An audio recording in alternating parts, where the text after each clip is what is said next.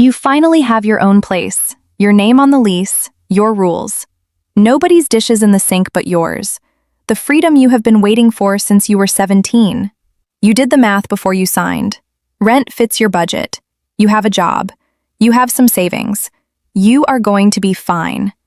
Then month one hits. Rent, deposit, application fee, internet setup, first electricity bill, gas, renter's insurance, a shower curtain, hangers, a bin, cleaning supplies you never had to think about before. You open your banking app at the end of the month and stare at the number for a long time. You earn okay money, you were careful, and somehow you are almost out. Nobody panics out loud about this. Everyone posts the apartment photos and the "finally have my own place" captions. Nobody posts the bank balance from week 4. But there are 3 money truths about living alone at 25 that almost nobody talks about honestly. And the longer you go without knowing them, the more they cost you. The first one starts before you even move in. When you were searching for a place, you focused on one number, the rent. That is completely understandable. The rent is the number on the listing. The rent is what you calculated against your salary. The rent is what you told your friends when they asked if you could afford it. But rent is just the entry fee. Before you spend a single night in the apartment, you have already paid the security deposit, first and last month's rent, an application fee, and moving costs.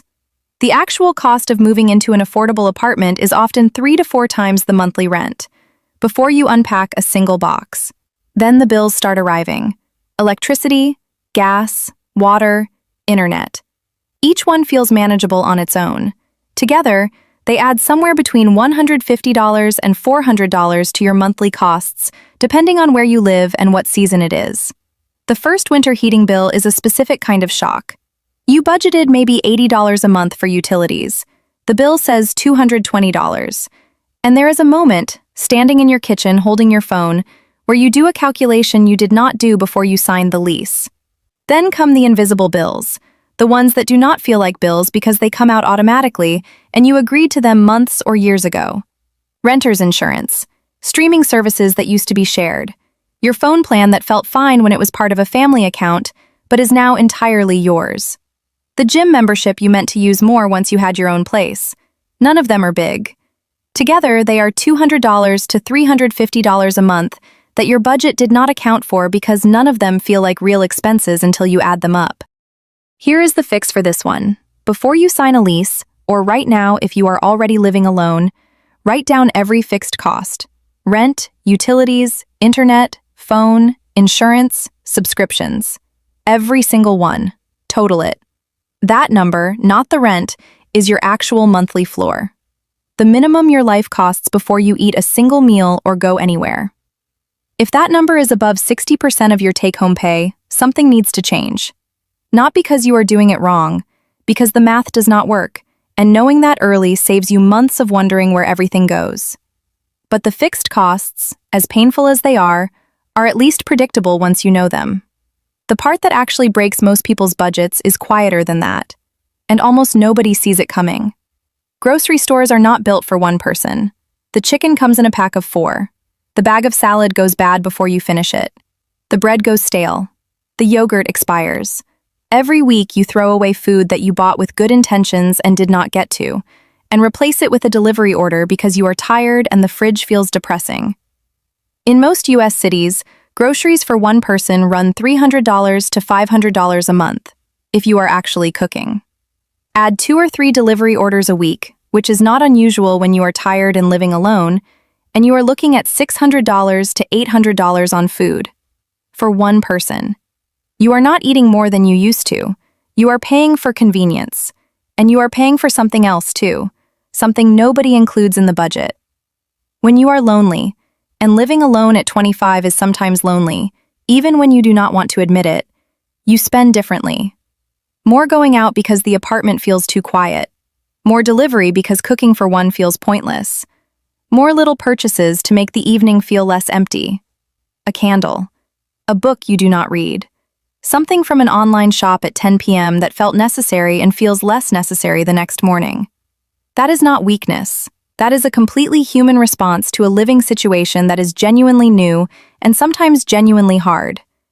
But it costs real money, and almost no budget in any personal finance video accounts for it. The fix here is not to stop spending. It is to see the pattern. You plan 3 or 4 simple meals at the start of the week, nothing ambitious, just meals you will actually make when you are tired. You set a rough weekly number for food that is honest about your real habits, not your ideal ones. You give yourself a small amount each week for the "I just need something" purchases, and when it is gone, it is gone. No guilt, just a limit. And when the apartment feels too quiet, you notice that before you open the delivery app. Sometimes you order anyway, but sometimes you text someone instead. Or you cook while listening to something, and the evening costs $8 instead of $35. Nobody tells you that learning to live alone is partly a financial skill, and partly just learning to be okay in a quiet room. Both take time, both get easier. But there is a third truth about living alone at 25 that hits harder than the fixed costs and the daily spending combined, and it usually arrives without warning. When you lived with other people, a flatmate, family, a partner, and something broke, the cost was shared, or absorbed, or someone covered you while you recovered. Living alone means every emergency lands entirely on you. The washing machine breaks. The boiler stops working in February. Your laptop dies the week before a work deadline. Your car needs a repair you did not budget for. There is no one to split it with, no household fund to draw from, no buffer except the one you built yourself. And if you have not built one yet, which most people living alone for the first time have not, a single unexpected bill becomes a week of anxiety, sometimes longer. This is not about being irresponsible. It is about the specific financial reality of living alone that nobody explains before you sign the lease. One person, one income, one emergency fund that has to cover everything. The goal is not to have 3 months of expenses saved immediately. That is overwhelming and it takes time. The goal is to start, even with $25 per paycheck going automatically into a separate account you do not look at or touch. That account is not for saving. It is for sleeping. The difference between having $600 in an emergency account and having nothing is not financial. It is psychological. It is the difference between a bad week and a crisis. Renter's insurance is the other one. It costs somewhere between $10 and $20 a month in most places. It covers theft, water damage, fire, liability. Most people living alone for the first time do not have it. Most people who have had something go wrong wish they had. And here's what all 3 of these truths have in common, and why knowing them now changes everything about how you set up your financial life from this point forward. You do not need a perfect budget. You need a starting point that is honest about your actual life, not the ideal version of it. Here is what that looks like in practice. You sit down once, not every week, just once, and write down every fixed cost: rent, utilities, internet, phone, insurance, subscriptions. You total it. That is your floor. You now know the minimum your month costs before any choices are made. Then you look at your food spending honestly, not what you wish you spent, what you actually spent last month. You set a number that is real, not punishing, just bounded. And you plan a few meals at the start of each week so that Wednesday night tired you has something in the fridge that does not require a decision. You set up one automatic transfer on payday, even $25, into a separate account, before you see the money, before it becomes available for anything else. That account is your emergency account. It grows slowly and quietly, and it is there on the month something goes wrong. You pick one leak, just one, and you fix it this month. Delivery orders, a subscription you forgot about, late night shopping. One thing. You do not try to fix everything at once because that never works. You fix one thing and you notice it actually made a difference, and then next month you fix another. And you give yourself permission to not have it all figured out yet. You are 25. You just moved out. You are supposed to be learning this in real time. The people who look like they have it together at this stage are either hiding the stress or started earlier and had different circumstances. Neither makes you behind. The goal at 25 is not to be perfect with money.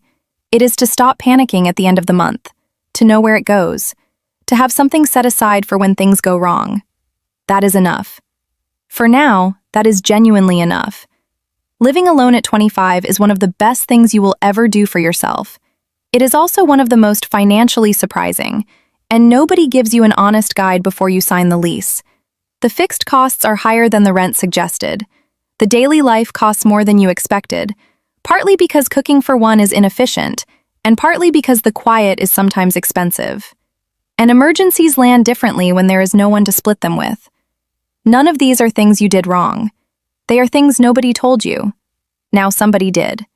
The first month that does not end with you staring at your bank balance wondering where it all went, that is not luck. That is just knowing what you are actually dealing with. You know now.